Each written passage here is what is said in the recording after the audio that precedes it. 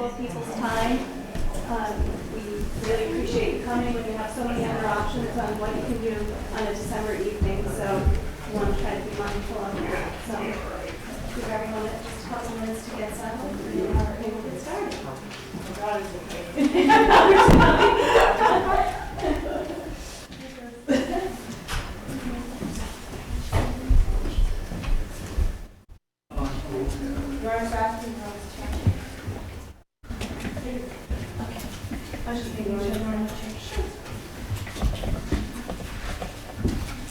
So this is all set.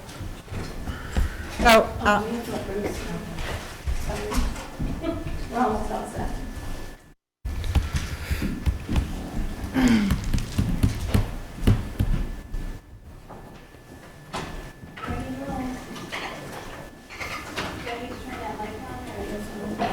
I just come All set.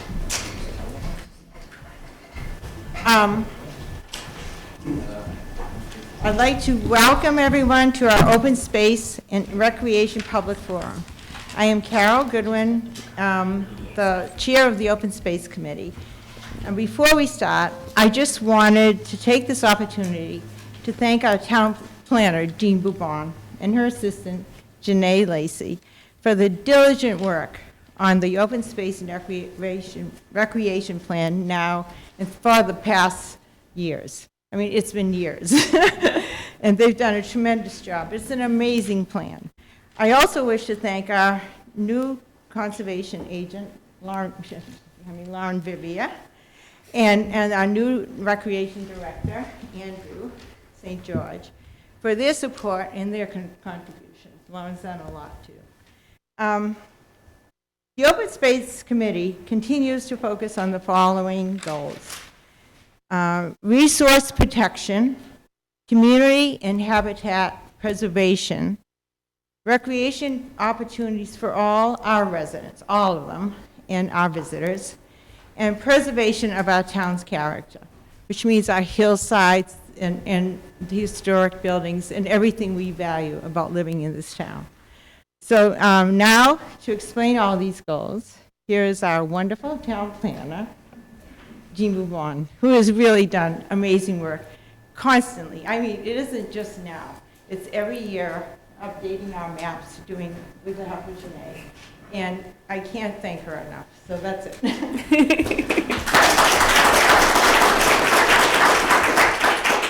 Thanks, Carol, and again, thank you all for coming. And next slide. Actually, I'm going to move this a little. So the agenda for this evening is, as you know, we have the photo contest going on. If you didn't have the opportunity to vote when you came in, don't worry, you will have an opportunity again later in the night. We will go over our open space recreation plan highlights and of some of the survey results from the townwide survey that went out earlier this year. We'll have that 10-minute break for your last voting opportunity. We will do some goal setting, talk about goal setting, and then we will break you into small groups to do an activity that will help inform this rendition of the open space plan. We also have an activity for youth. We have several young students in the audience, and Janae Lacey over here will gather you up at the appropriate time, and we will do an activity to design your dream park or playground, so we can't wait to see what that might look like. And then the small groups will report back, and we'll talk about next steps, and then you can all go home. And again, like I said, we really appreciate you coming out this evening. So what is the Open Space and Recreation Plan? I feel like I'm blocking the slide. So according to the Open Space Handbook, and I'm not going to read all these slides, but this one I will. The Open Space and Recreation Plan allows a municipality to maintain and enhance all the benefits of open space that together make up much of the character of the community and protect the green infrastructure of the community. Planning this green infrastructure of water supply, land, working farms and forests, viable wildlife habitats, parks, recreation areas, trails, and greenways is as important to the economic future of a community as planning for schools, roads, water, and wastewater infrastructure. And when you think about it, what makes you want to be in this community? It's not that we have development after development, although it's very convenient to go and shop in those places. It's not that we have necessarily just a wide variety of home styles to pick from or locations, or maybe you want to live on a lake. It's also all the things that we provide that are extra. It's all our youth sports and recreation programs. It's our open spaces, our trails, and the fact that we try to preserve our resources. Did you think about that when we had the drought this summer? I was certainly thinking about water supply protection this summer. So those are all the things we think about when we do an open space plan. Our most recent plan was approved in 2018, and it has to be updated every 7 years. Without this plan, we wouldn't be eligible to apply for some of the grants that we apply for, such as the Urban Self-Help, Mass Trails, and other environmental type funds. So the open space plan articulates our goals and objectives for open space preservation and for active and passive recreation opportunities. So if you think about what is it that you want to see in the future, and what might we be able to create in the future or protect in the future, it's very important that those items or goals be articulated in the plan. Whenever we apply for a grant, we need to show plan consistency. We need to show that it was a vision of the community, a goal of the community, a need of the community. So having all of those things articulated in the plan is very key. It also plays a crucial role in identifying open spaces that protect critical plant and animal habitats, resource areas, wetland protection, as I mentioned, groundwater, and air quality preservation. It also defines the goals related to parks, ball fields. I see some people from sports here, so ball fields are always in there, playgrounds, things such as dog parks and trails, those are all included. And by participating in this forum, you're helping shape those goals. So we really do appreciate that. So whether you completed the survey, you showed up tonight, you might submit comments by email, you're helping shape the future of our open space and recreation areas. So the open space and recreation committees work together, and they seek to strengthen and support existing planning efforts. So we're always looking for plan consistency with things like the master plan, the recreational trails master plan, the commercial tourist district revitalization plan, the 2022 trail sustainability plan, our community-wide historic preservation plan, and currently there's an ADA self-evaluation and transition plan in draft form on our town's website. So we want to make sure that we're providing accessible spaces for people of all abilities to enjoy our spaces. And so the planning process, through the planning department, conservation, recreation, the open space committee, recreation committee, we all work to create this plan. We'll have working groups with the planning board, with the trails committee, with recreation, open space will work together a lot. We'll have input from the board of selectmen, planning board, a variety of boards will go into this. We're not creating this plan in a vacuum. We're trying to create an inclusive participatory process. A lot of the plan is a lot of data. So if you've read the plan, you might get put to sleep in chapter 3, which I'm working on right now. So that's a lot of the demographic data, the housing data, data from other sources.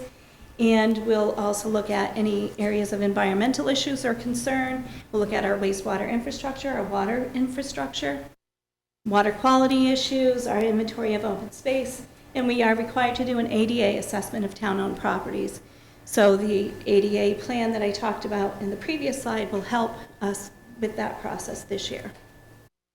We get community input, as I mentioned, from survey, community forums.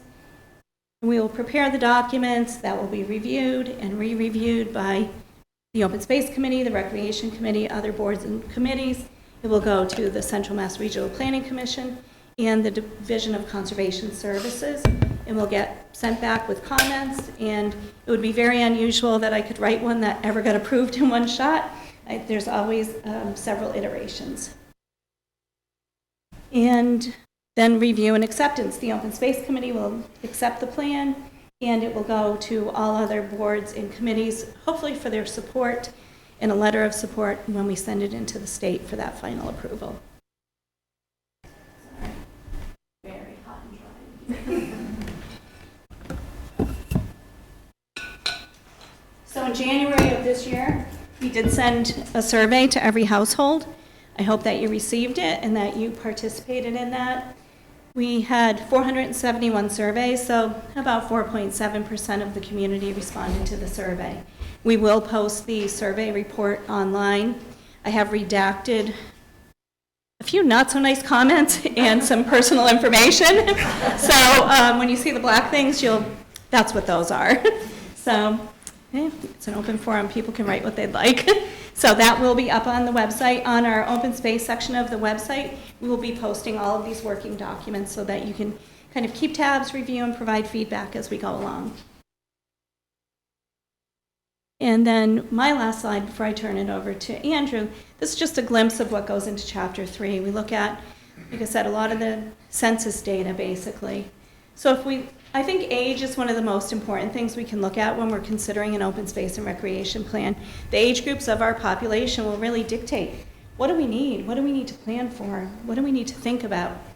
So if we look at our statistics, our population that's under 20 years of age is higher than Worcester County and higher than Massachusetts in general. Not by much, but enough, 24.87%. And then our 20 to 29 year is much lower than the state or Worcester County.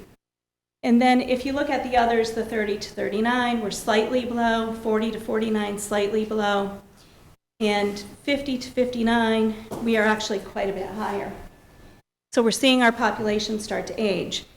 And then when we look at 65 and over, we're right around the Massachusetts percentage at 25.82 versus 25.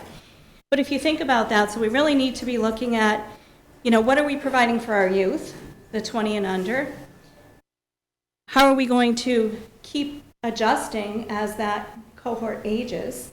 And then what are we doing for the 50 plus? Because that's our biggest growth sector, really. Baby boomers like myself, we're getting old. We want to retire. We want to have a good time. We want to recreate and do things. So we're developing a new senior center, but we probably need to think about what can we do for active recreation. What other kind of amenities can we do? Maybe it is, I hate to say pickleball. People kind of hate that word, but there's a big demand for things like that. So we need to be really cognizant of those areas as we go through this process. And with that, I'm going to introduce our fairly new recreation director, Andrew, and turn it over to him. So Andrew's been with us about a month? A little over, yeah. Little over a month, so. And he joined right in, so here's Andrew. All right, so first of all, just really quickly, how many people in this room were part of, actually filled out the survey? Most of you? Awesome. So that's awesome for me because that means that not only did you take that first step, but you're following through with it because obviously long-term, a plan is nothing if you're not following through, right? So the first question on there is just kind of why people move to Sturbridge. And obviously town character, I think, there's more than 50% of people. So I think that's, a pretty big thing here. So the other kind, we're not going to cover every single thing on here, but some of the big ones, low crime, friends and family live here. Those three things all right there are all really about a sense of community, I think. So I think that's what a lot of people like about this. And then, kind of in there, we've got public amenities such as parks, trails, playgrounds, sports. Recreation falls in there, which is obviously super important to me. So, yeah, and then, like I said, we're not going to go on all of them, just kind of some of the top ones there. These are just these are kind of the top words people use to describe Sturbridge. Beautiful, quaint, peaceful, age-friendly, safe, and a rural town. So that's what most people said, so that's probably what a lot of you said. Now, the kind of this is an important thing here because this is why you guys think it's important for us to acquire, and or preserve the open space that we have or the opportunities that we have. So obviously, preserving the rural character of the town was the number one, which again speaks to more than 50% of people saying they moved here because of the character, right? So preserving that character is obviously important. Preserving the forests and the woodlands and protecting the water quality and resources, those were right up at the top. you know, and wildlife, passive recreation, those are things that I think a lot of people like passive recreation because it fits your schedule. You want to go for a hike, you don't have to sign up for something, you don't have to wait, you can just go. And then obviously active recreation and sports and preserving historic assets. Those are that's kind of the top chunk of it there. Then we had the question if you feel that there's adequate open space and recreational properties in your neighborhood. So obviously the vast majority of people said that they did feel that in their specific neighborhood, they did have those opportunities. We had about 27% of people that said no. And the highest rate of that was in a particular area. Did we that map out with the different areas? We took it out. Okay, but that was like the Tantascwa sort of chunk of town. Yeah, we basically broke it into quads. Yeah, so it's basically broken into quadrants. So the quadrant of town that's where Tantascwa is located was where most of those no responses came from. You know, and that's probably because the school has a lot of stuff, but that's not necessarily, you know, where people go to do stuff. This just kind of speaks to the most common recreation and open space areas that people went to and how frequently they went. You can see, you know, some of the things like Town Common. You know, that was a big one. You know, for weekly. Obviously, there's a lot of activities that get run there, both through recreation and through other community, you know, organizations and stuff like that. And you know, so the Cedar Street Rec area, Burgess Playgrounds and Fields, and Ledmont. Those were all those were the four top answers, and this just kind of gives you a breakdown of how frequently people are going to those things. You know, I don't know if necessarily any of these results were, you know, impacted by the fact that this was in January when the survey came out. If people were thinking year round, but yeah, so you can kind of see where the kind of the priority areas. And then this one. I believe this was a question that the Recreation Committee had put together and put out. And this is just specifically what sort of recreation opportunities that people would want to see. And this was specifically pertaining to you know, if there was a recreation center that was available, created, however you want to look at it. A lot of outdoor recreational adult sports. That was the number one, and you know, things like you know, kayaking, pickleball, horseshoes, disc golf, which is a personal favorite of mine. So, but then right behind that was indoor recreational stuff for both adults and youth. So, you know, and then underneath that we had, you know, counseling services, arts and crafts, and tutoring services. So a lot of opportunity there, and not necessarily all specifically in what you would normally consider active, you know, recreation. So we're not saying, you know, basically not just sports, but, you know, really all quality of life and kind of well-being sort of things. Now this one here, there's a lot on here. This just really speaks to the level of need for specific things. Sort of at the top of the list, you can see indoor recreation facility, program, and sports. That was number one at 61% there in the middle.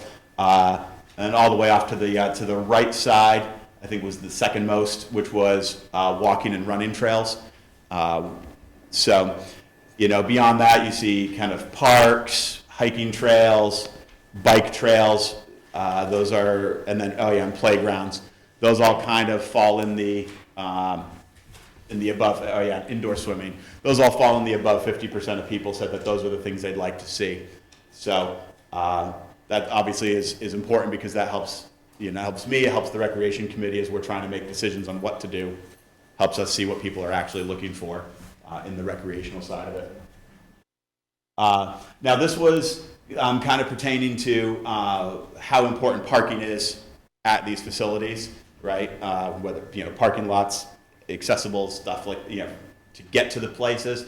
And you can see obviously important and very important were the top two ranking things. If you can't get to a place or park at it, you know, kind of takes away from your ability to partake in the recreation. I would guess the people who said not important probably live pretty close to some of the facilities, so they can get there without having to park necessarily. So, And then this one was pertaining to how often you walk or bike in season. So obviously we're not expecting people to ride their bikes to a park in the wintertime when it's, a blizzard or anything. But you see that for the most part, the two most common things were either that they never walk or bike or they occasionally walk or bike. And we had weekly, monthly, and daily. So occasionally, I'm sure everybody had a different interpretation of that, but occasionally to me would probably mean like a couple times a year, maybe, kind of a thing. So that's what we see there. So then, the conclusions to this survey is we need to make sure that we're balancing the open space and recreational offerings, and we make sure that that's covering all age groups. Trying to make sure that we're not building 50 new playgrounds, but not building, not putting trails out there for people or whatever. Just a good balance of things. As we had already mentioned, there's a large demand for passive recreation, and I think honestly it's a big thing we saw coming out of COVID, where people, got outside a lot, which was, I guess, the one benefit, right, is everybody got to experience the trails and get out into nature a little bit more. There's a large demand for playgrounds and athletic fields. I think a lot of people in here probably know there's a huge demand for fields and field space. But there is also a big demand for playgrounds that are, not necessarily attached to a school, so that people can go to them any time of day, any time of year, really. And then there's general support for, for increasing or acquiring and of course preserving the open space, just to make sure that we're protecting the natural resources and agricultural lands, and of course the water. There was a lot of, a lot of demand for dog parks, and even within that, I think there was people who wanted, off-leash trails and stuff like that. So our furry friends are a priority, obviously. And again, demand for a playground not at a school, and then indoor and outdoor swimming facilities, trying to, get more access to that. So that's pretty much it for me. I'm going to turn it over to Lauren, and she will take it from here. Andrew, you can take a question now. I think we're going to do questions at the end. Yeah, unless it's like point of clarification. Or... Go ahead, Andrew. You have a broad sense, a better sense than we do who live here, how we compare with other communities, perhaps. Sure. And I'm just curious, when you have assessed what we have, where does Sturbridge rate for interest in and availability of recreation and facilities? Sure. So I think in terms of of interest, I think that Sturbridge is a very active town. We see there's a lot of people who are interested in the activities that are going on, and you do see that through things like if anybody was at the tree lighting, there was a ton of people there. If you go to the summer concerts, I know my band has played one of those concerts several years ago, and I can tell you we've played a lot of towns, and the turnout here is phenomenal. So there's a really good like kind of level of people interested in participating in recreational things. As far as facilities go, that's kind of a hit and miss sort of a thing, right? So obviously, we've got a regional school district, so a school like Tantascwa is a beautiful school. My son goes there. It's a great school, but it is kind of a shared space with 5 towns. So we maybe don't have quite as much access for Sturbridge specific as other towns might have at sort of their local schools. I think most towns this size that have really good facilities, where like indoor rec facilities where they have their own gym and stuff like that. A lot of times they're towns that were had like an abandoned school that they were able to convert, or like Southbridge has the old armory that was basically gifted to them. So it's kind of tough to compare some of those things where some of them didn't necessarily have to put forth the resources to get all the facilities. So just to sum it up, would you say that we're in the upper 50%, or are we lacking? I'd say we're, in terms of interest and participation, definitely upper 50%. In terms of facilities, honestly, I would say we're probably lacking. Thank you, I appreciate that Yeah. explanation. One quick question about the survey. Do you guys have any demographic information to share about the respondents to the survey? Like, does it reflect the makeup of Sturbridge or? Yeah, I would,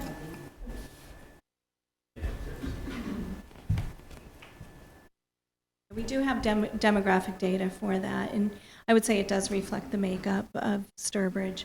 Not everybody answered the question of what age category you're in, but we did have a good mixture of people that responded, so.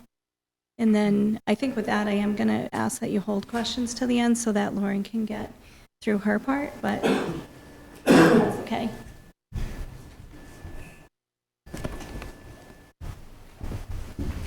Yes.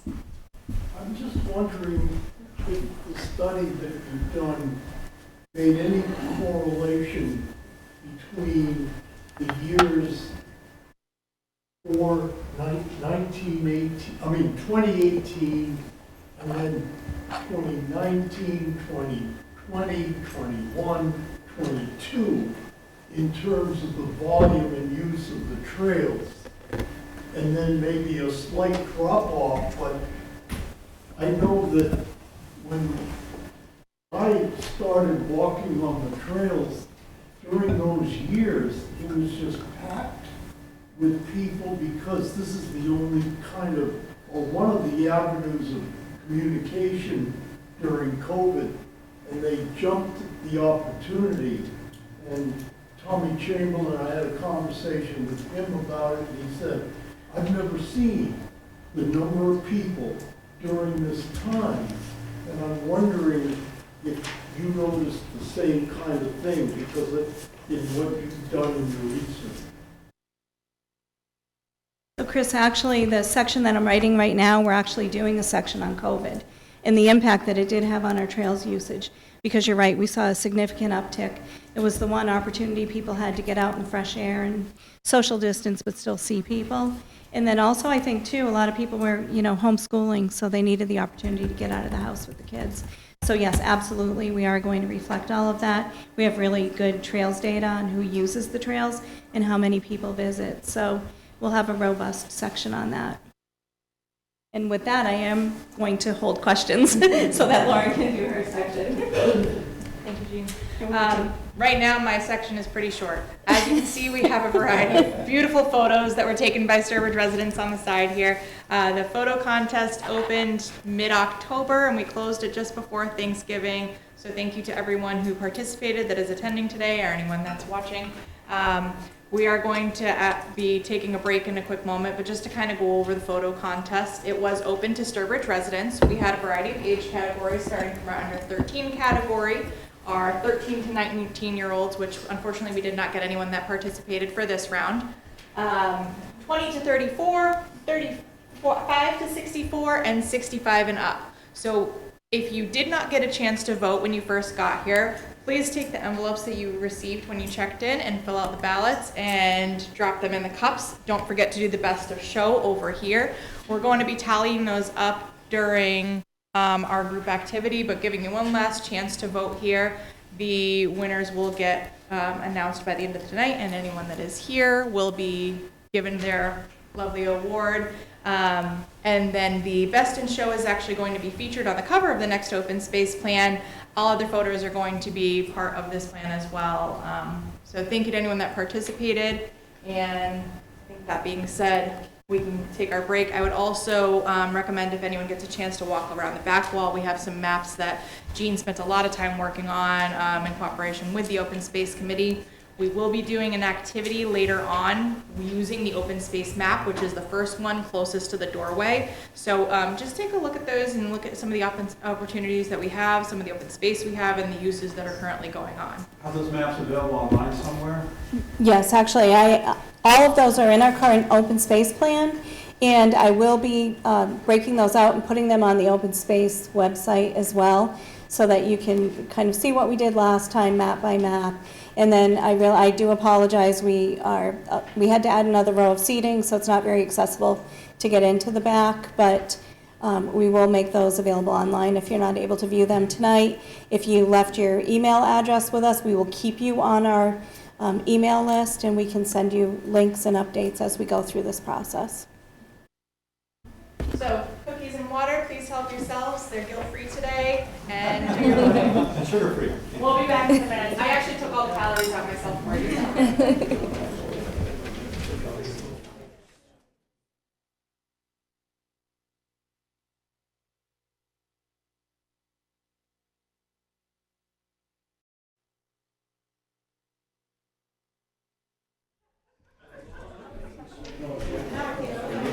And be a clicker.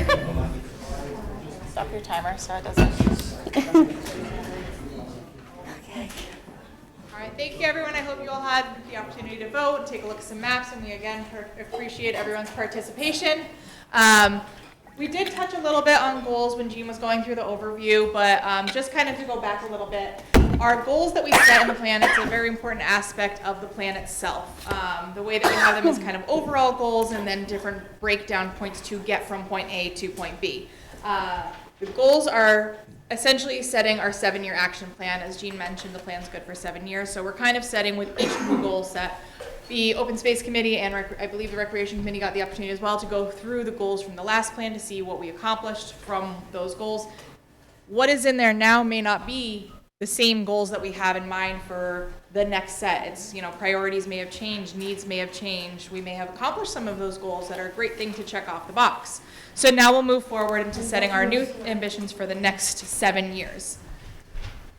The goal setting is also really important because it allows us to have funding opportunities. So when we're applying for grants, having goals in, you know, documents such as our open space and residential plan and our master plan gives us a little bit more support and kind of saying that this is something that's important to the town, that we want this, that we've been working hard for this. It gives us so much more opportunity. It's a great reminder to help us keep on track as well. It can be very easy to get sidetracked with so many things going on and so many needs and wants, especially open space and recreation. As Andrew was going through it, there's so much to it that it's very easy to kind of just put all the focus into fields or put all the focus into a dog park or trails, and just kind of taking a look back, reminding where we need to go, where we need to be to accomplish all of these things.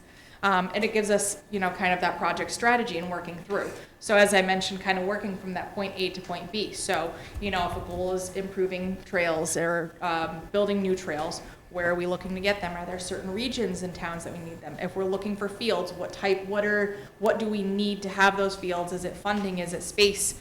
How do we get these things that we need? So this is something that, you know, in our plan writing, we're going to be going through, working with the committees, with open space and with recreation and the other committees, trying to figure out what are our needs right now and how have those changed in the last 7 years. And then finally, just kind of being able to prioritize those. As I mentioned, you know, it's going to change based off of opportunities. If there's a grant opportunity that comes up for something that hits the nail right on the head for a goal that we're trying to accomplish, and that's something that we say, now's the time, we need to act on it, it might kind of put something else on the back burner for the time being until we have the opportunity to get back to that. So as far as actually implementing the open space plan, Sturbridge is fortunate enough to have an open space committee and who does a fantastic job at meeting regularly, going through the plan, going through things that are happening in town and staying on top of it, whether it's, you know, land that's been recently acquired, lands that may come up for acquisition, just overall the politics that may impact our open space. These are public meetings. Everyone is welcome to attend them. So pay attention to the town calendar. They usually meet once a month, but this is a great opportunity for town involvement. If you are interested in joining committees, there's also opportunities, you know, throughout the town, but we encourage you to attend these public meetings and get your voice heard. If you have concerns of things going on, whether it's in your neighborhood or just in the town in general, working with the various departments, if you can't make public meetings, send us emails and we'll get them in the hands of the right people so that way your concerns are going in the right channels. Who's making the decisions? Other than the committees that are working through these plans, you, the town people, make so many of these decisions every year at your annual town meeting. There are ballot questions every year as far as acquiring open space, spending community preservation money that you put in towards on these projects that go towards this. So I can't stress how important it is to attend town meetings, even though they are the most exciting thing that you ever do all year. You have so much power in your local municipality that you might not even realize that you have, and your community involvement is essential. We get funding from all types of projects, whether it's community preservation, which Sturbridge is a part of. I believe 184 communities in Massachusetts are community preservation communities that we all pay in through our taxes, and that money gets matched to a degree through the state, and it provides us with such great opportunities to spend on projects for our trails, for recreation that we've been seeing. And these are usually on your town ballot on the annual town meeting to see what we're actually spending these funds on. Grant opportunities, sometimes donations, budgeting in certain projects, so a variety of sources. It's just all depending, and it's going to be project specific too, depending on what that need is. And then what other plans are coming into play with the open space plan? We have so many plans in this town that all kind of crisscross, but with our master plan, the historic plan that's going on, the ADA plan that's currently under review, these all kind of connect to a degree, and they all need to kind of work together and work through the various communities and different boards. So it's a big partnership that you can be a part of, and it's not even just the immediate involvement with the town, just like I said, sharing your voice and kind of getting that out there. Like Andrew mentioned earlier, you're doing the first step, you're here. You took the survey, and now you're at the step 2, and we encourage you to continue to follow this process as we're having our final drafts and moving forward with the next parts of this. So now we're going to be breaking into groups and do some fun mapping activity for different open space plans. So we're going to be using the open space maps.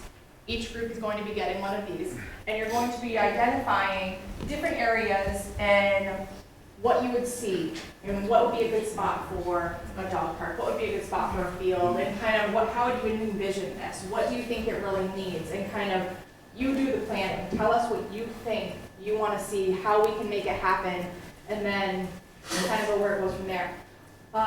We'll be breaking into 4 groups, 2 groups of 10, 2 groups of 9. Each group is also going to select a spokesperson who afterwards will present what their group came up with and kind of break that all down.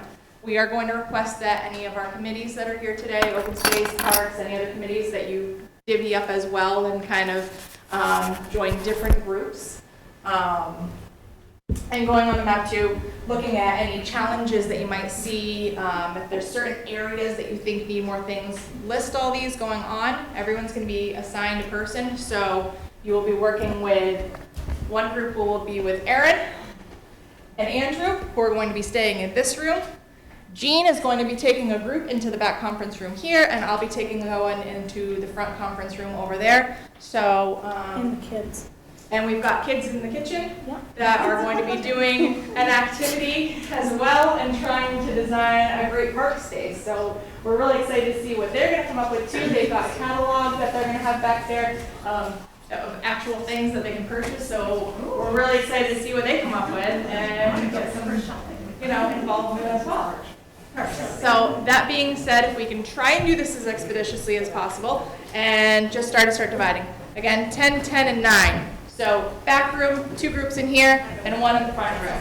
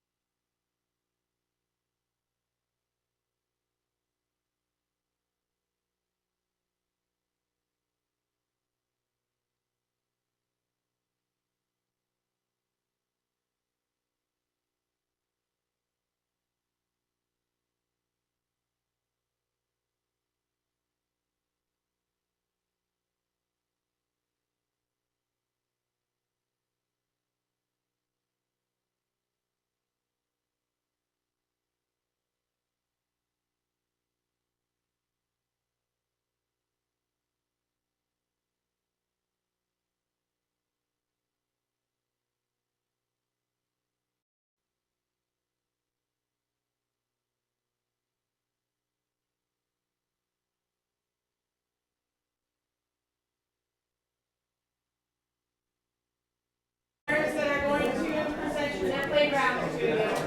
So Reed's gonna come up and he's gonna tell you about the playground they designed.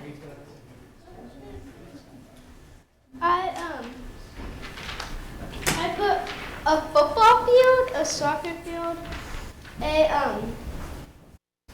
thing that you sit on, and it's like a swing type thing, but that it goes down when you're on it. One of those high ropes course with a slide going down, and a bar going up to the ropes course type thingies. Fantastic. That's excellent.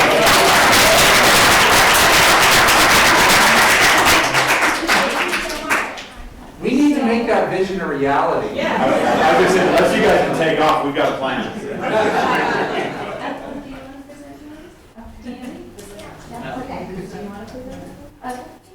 I'll show her. So this is Evelyn's. She made a dinosaur slide. Very cool. A ship with apparently musical acts on the ship. We got a soccer field over here, a bridge, and some monkey bars. Nice. And a pterodactyl. Very cool.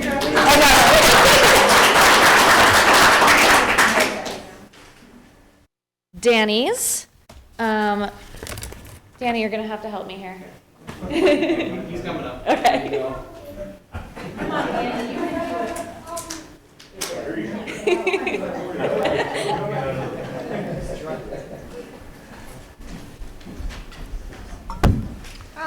This is made by when I went to Chicago. I have a bridge going to like a climbing thing. So like monkey bars all the way up to this place, and then you take like a zip line all the way down. And it's a spinning thing. Wow.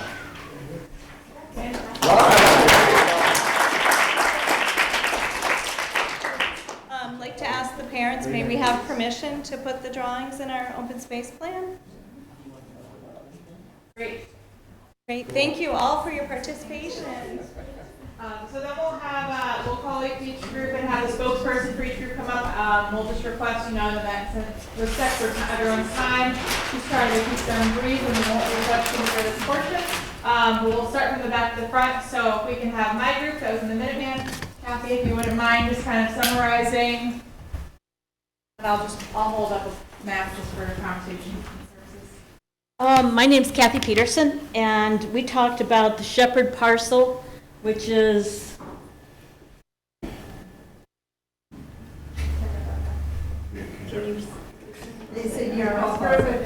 anyway, the Shepherd parcel is right down this road right here.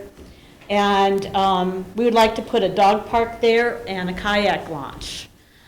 And some of the challenges, we're not sure about the parking there and if the setbacks are conducive to that.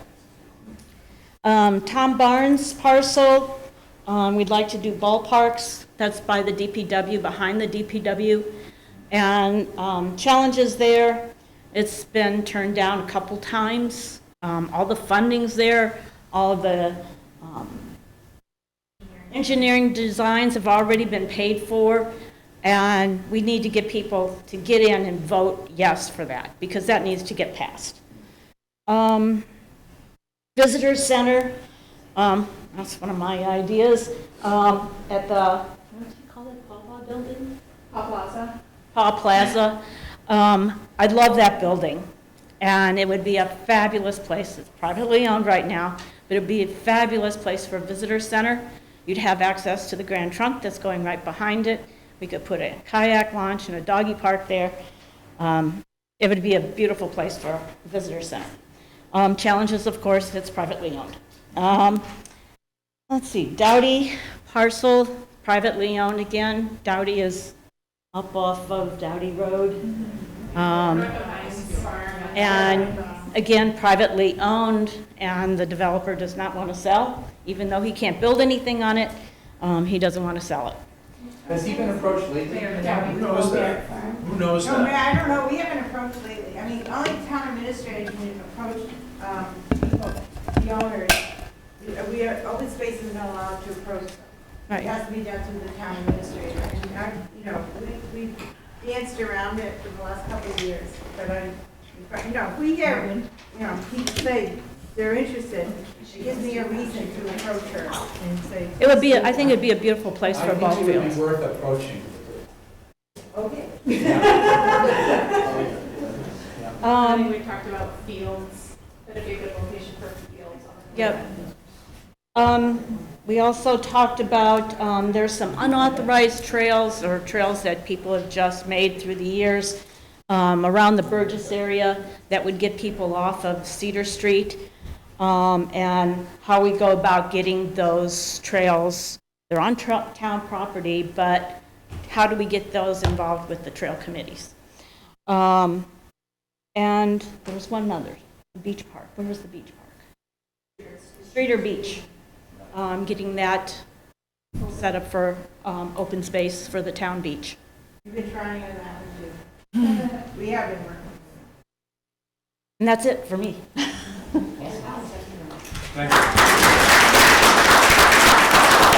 Karen, is your group next over here? Sure. All right. Mike? Or you want to take notes on?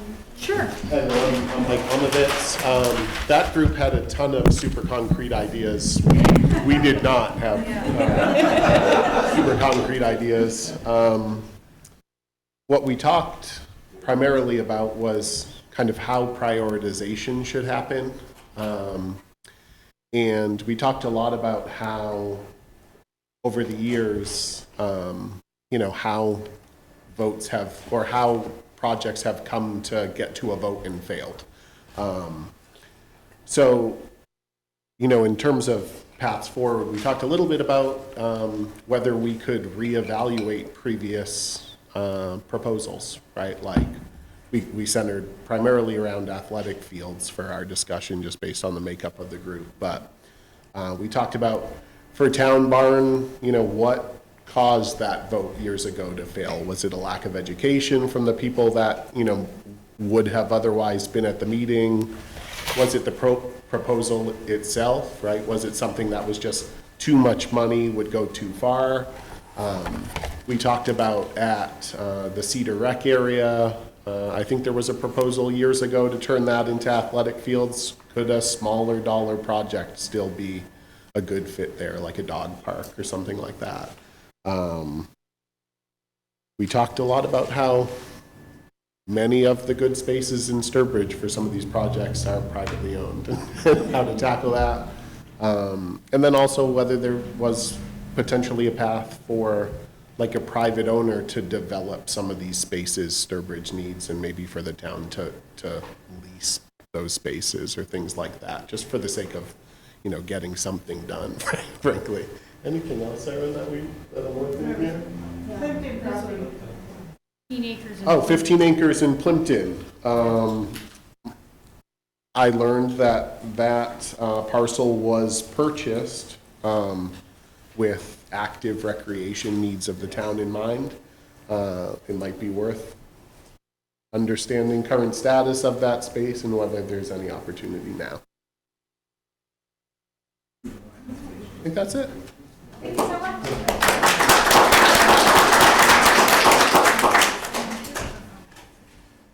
All right, my group's turn. Oh, you be careful.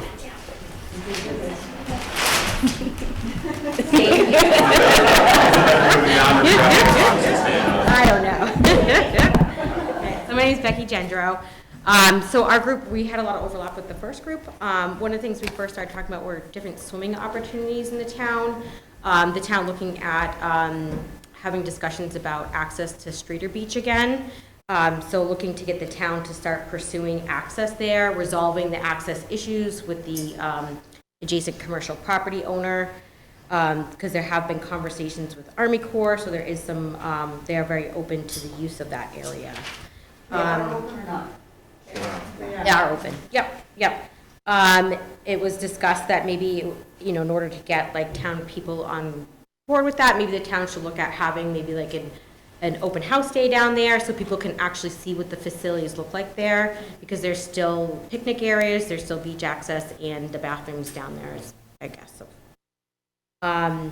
Another thing for swimming was indoor access at Tantascwa, for the public to potentially use that, as well as the track in that area.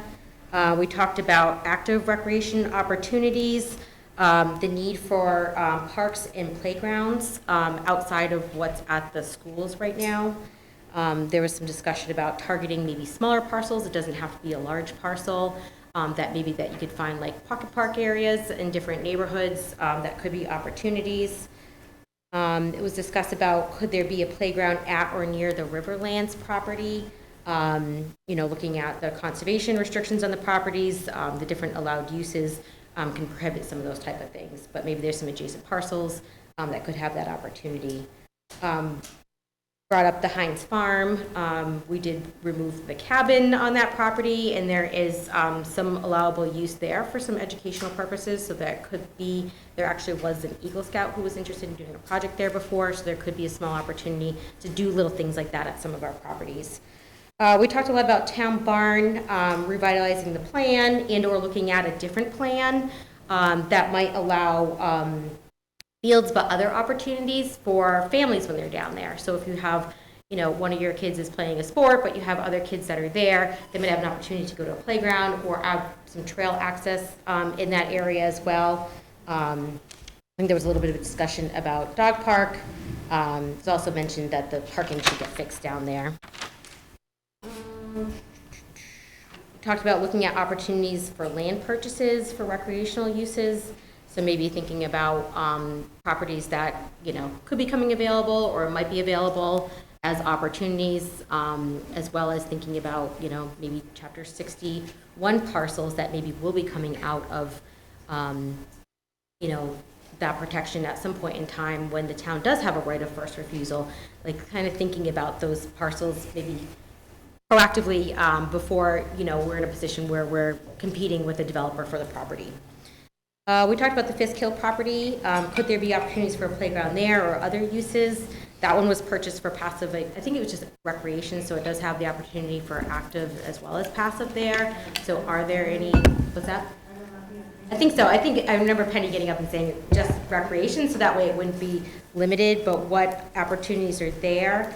And then also too, just kind of mentioned that OFS is an abutting industrial property there, and they actually had an interest with the town of maybe doing an easement and providing some opportunities on their property. So maybe there's things like that that are available for other type of businesses in towns. And one of the things they had expressed is that they were looking for opportunities to engage with the community. So there could be those type of opportunities. That's it.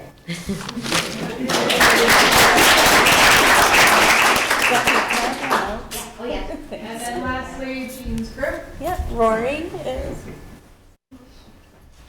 Can you mark groups? Yeah, a little height disparity, I guess. We're not on our side.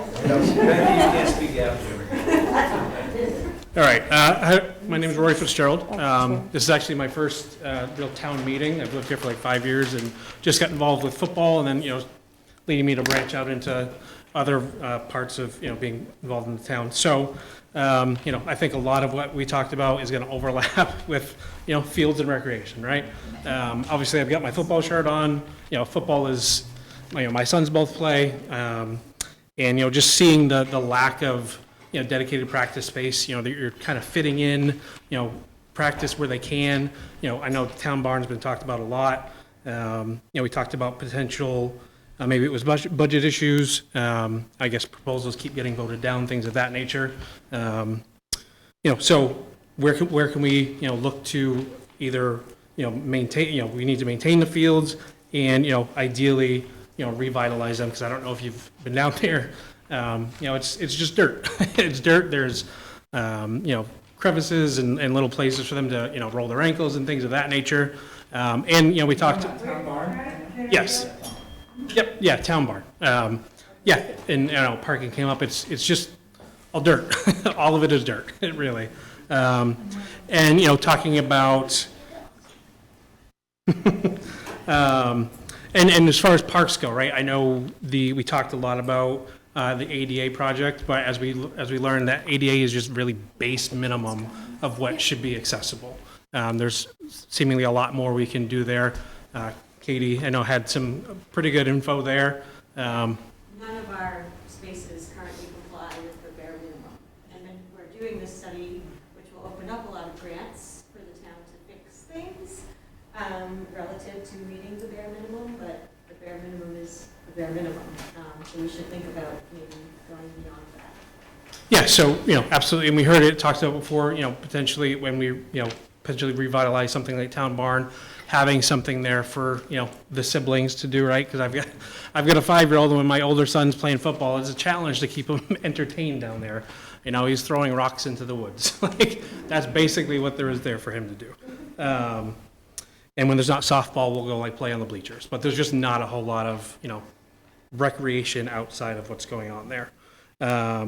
We talked about with the rec committee and the meetings, as far as when those are taking place, right? Is that accessible for everyone? So maybe there's, better education opportunity if meetings are maybe moved around to fit people's schedules. So I guess, again, as it stands now, I guess sort of around 4 o'clock on a weekday. That's tough for a lot of people to make. Sturbridge is obviously very accessible from a lot of places. So if we were to invest in our fields, we could be a destination to hold tournaments, things of that nature. Obviously that, even if we're not directly making money from the tournament, we're getting an influx of people into our town, and they're gonna spend money, right? All good things there. We talked about a potential focus and planning session between, the various sports directors and the rec committee, to be able to sit down, obviously, because the individual directors, they know what they need, they know what they're working with. So to be able to sit down and have, that FaceTime one-on-one, I think would be talked about really, really helpful. Let's see. It was brought up, potential Burgess, I guess, is the fields around Burgess are a potential landing spot. They're already, I just know from being involved in football, they're already heavily being used.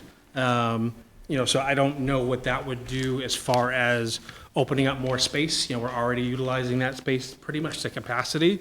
If you went to Burgess at any point in time during this fall on any weekday, there's flag football teams practicing on top of each other on every single field. It's a very robust program at this point, and it only keeps getting bigger, as has been mentioned. So we need space. The kids, they really need space. Trying to think if that's pretty much what I got. We did also discuss protecting the headwaters. Yes. When they're locked down by the state line, because the drinking water quality is very important. Yes, sorry, yep, thank you. We talked about a lot in there. Wrote as fast as I could, but yeah, I think that was the base, unless anybody from the group wants to remind me of anything. This gentleman over here wanted to raise it. I think we wanted to tell you that there's a Little League field now. At Burgess, there is a field, the second field for football. It's almost all dirt, and there's no bricks. And I fractured my wrist because I couldn't get a grip on the dirt. Yeah, absolutely. Yeah, and that's literally what we're dealing with. Obviously, sorry you got hurt. Definitely don't ever want to see that. We don't have a lot of, appropriate field use, or even obviously safe in that matter. We talked about, I know soccer uses the middle school. They're apparently right by a goalpost. There's a giant rock. How's a goalie supposed to make a save? And it's just, we really just don't have ideal safe spaces for our kids to be active and participate in sports, I think is the general overarching theme. It's extremely hard to maintain the fields, the existing field space that we do have, because you can't move the kids to another spot so you can let the grass grow at the place that needs to be corrected. And we've been through this round and round for the last 3 or 4 years, and it's we can do better. We need to do better for our kids. And, safety has to be a priority. We're not asking for showboat fields. We're not asking for, glitz and glamour. We're asking for a safe, well-maintained, just like your yard. You want your nice-looking yard, right? You're just asking for a decent set of fields that, are safe and appropriate for, the amount of people that are using it in this town. I have a question. But Westville, it's really Sturbridge land, that side of the river, because the river is the line between South and Missouri. But we have no access to those fields, right? I guess the agreement is with Southbridge, and they get to use those fields down there. Yes. Has anybody ever looked at I mean, that? why? I've never looked at They're that. I'm not disturbers, sure. You know, I mean, those, Yeah. I mean, we have, you know, we do lose out to Tantascwa being, you know, those are great fields, but we don't have them because it's a regional school. So I mean, this is a tough town to build a field on, so I want everybody to understand, that's why it's been difficult, you know. I mean, the fields are like there, but we can't use them, that's what I'm saying. But we have to manage it. Are we too late to get something on the, is it the April town meeting? Is that the next town meeting? Pretty much have to get it in, I mean, I don't think. like within the anything's next gonna pass 3 this time weeks because or property so. taxes are going up I think so much. like mid-January is pretty much the deadline for getting anything on the Yeah, warrant. the warrant, It's kinda- yeah, the deadline to get articles on the warrant is January Okay. 14th or I mean, 15th. it would be great to take another run. I think the problem right now in town is property taxes have gone absolutely through the roof. So I think people are going to be very reluctant to spend money on anything this time.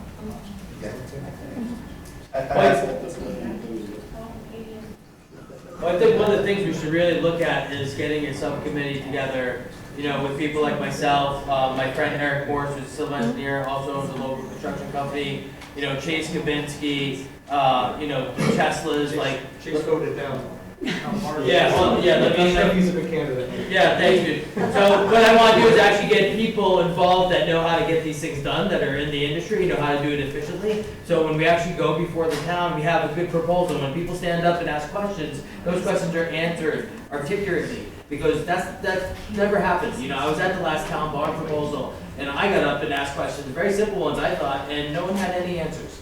And no one wants to vote for that. I mean, honestly, as bad as we need fields, I voted no for that because it was a bad proposal. It was a bad budget. It was just badly sold and marketed to the town. And we can do better. There's an efficient way to get this done, and I think we really should revisit the Plimpton property now that supposedly it's not in conservation restriction, and we can put fences and structures up there. No. It might have an endangered species It thing, is- there's another reason for that. See. You're not gonna put, we got 15 acres you're talking about. Yeah, well, Just 15. let's see, we're getting a little bit lost in everything here. That's what I'm saying. You Um, can't put a shed on there? What? I mean, I don't know, this is what I'm talking about. a field would not be able to go on Plimpton, no. A what? A field would not be able to go on Plimpton. No, but if you go on the recreation land that we set aside for it, there's 15 acres that we set aside for recreation. I think Katie wants to say something. Yeah, so I'm on the recreation committee, I've been doing this for many years now, we're fighting for fields, as everybody knows. So we'd love your input, so come to a recreation committee meeting, that's what we want. We want to talk through the proposals as a subcommittee, as you're mentioning, so that when we bring that proposal to the town, we have all the answers. So that's where we'll start, we can basically break it up from here, but we'll invite you to our next recreation meeting, come on over, we're all in favor of more fields and getting everything together. So, we'd be the ones who'd be bringing the proposal forward. Probably it's gonna be too late for this coming town meeting, but those are all things we wanna try and do. So, yeah, reach out to me or check the town website for the next meeting. I'll advertise the meeting on our Facebook page as well. Yeah. It's gonna be in January, we don't have anything in December. Yeah, correct. My committee, one of the things that was mentioned by somebody, and I think it's a great idea, is we should take each of these areas. Street of Beach was the one we were talking about, and set it up and go there as a mass. Sturbridge residents go down, take a walk on Street of Beach, see what they're looking at, and get hands-on. We can do the same thing with the Plimpton property there. We can do the same thing with the town barn. I think people have, if they have general information, and they need to, if we took this whole group to those places, we would go, you know, it would go a long ways. We have all your emails. So that being said, thank you for all of the groups and your participation. We still have a little bit more presentation, and then we're going to do questions at the end, but I would like to go through our photo contest and announce all of our winners. So we'll go one by one, starting with our under 13. Evelyn, congratulations. Thank you for your fantastic photo. Did Terry make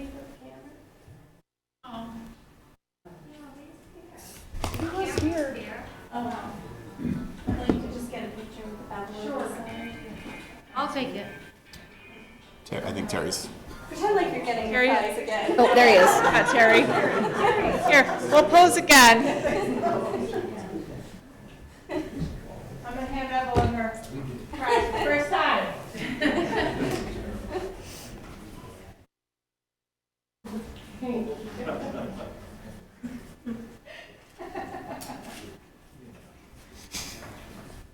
Put that on your family newsletter for next year.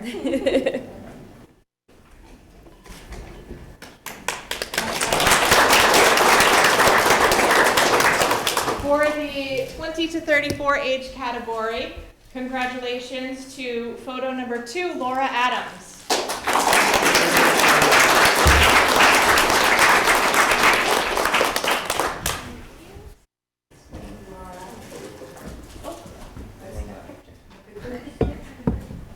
Pictures? For our age 35 to 64 category, photo number 6, Michelle Moran.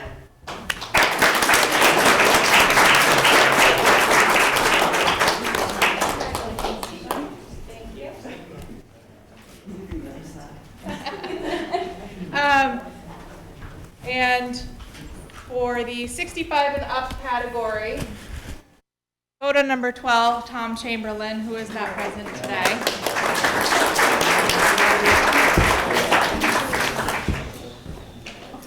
And lastly, for the overall photo that will be featured on the cover of the next open space plan, once again, congratulations to Laura Adams.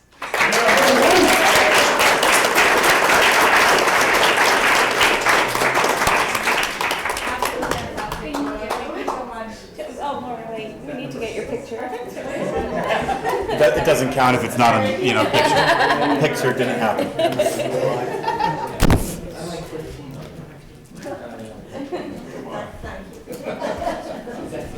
Great.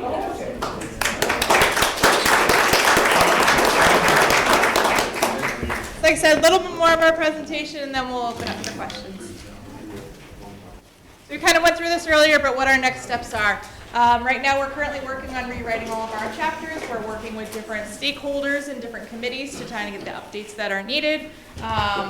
Going through pace by pace, we are anticipating and having our final draft done in late spring of next year, so that way we can move forward with the next steps before the current plan expires in August.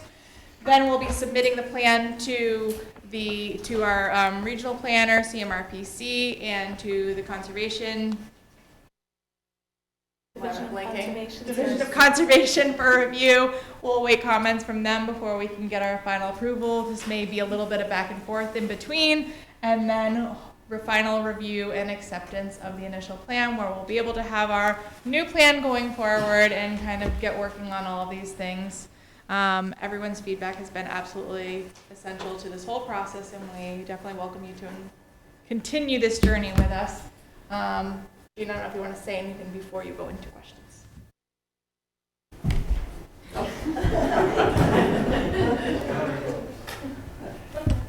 Do you know it? Just call me Grace.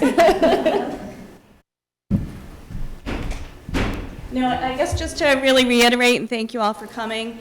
And if you know of people who have questions, concerns, comments that weren't able to make it here, as Lauren said earlier, please have them reach out. Email us, call us, set an appointment. If anyone wants to understand any more about any of our open space areas or the process that we're going through, we're happy to meet with you. And it's wonderful to see some new faces, because I've been here a long time and I see a lot of new faces in this room, so I find that really refreshing. Thank you for participating, and we hope you will continue to do so.